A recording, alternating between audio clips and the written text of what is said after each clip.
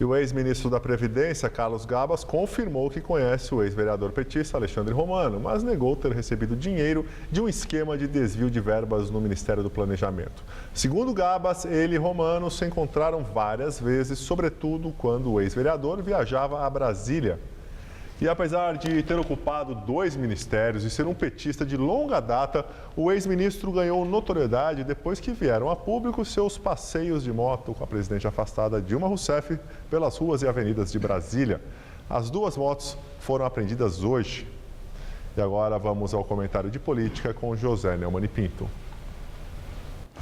Olha aqui, eu estou morrendo de inveja de quem está lá em Campina Grande, em torno da fogueira, assando milho verde. Agora, já não estou com inveja da Dilma, porque a Polícia Federal, o Ministério Público Federal, e não da Lava Jato, da Operação Custo Brasil, aqui de São Paulo, esse pessoal transportou a fogueira de São João para dentro do Palácio da Alvorada, onde a presidente afastada não reina mais, né? Até pelo menos o julgamento do impeachment.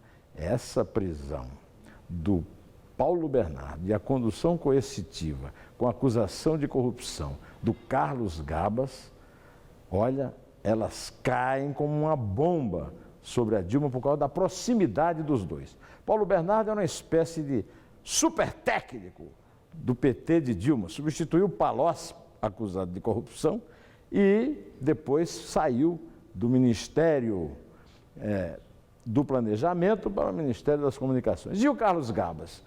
Um funcionáriozinho de terceira lá do INSS que assumiu o Ministério da Previdência e passeava com a Dilma por Brasília com as suas motos.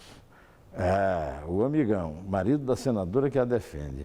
E o motoqueiro, o companheiro peripatético, põe a Dilma muito próxima do fogo.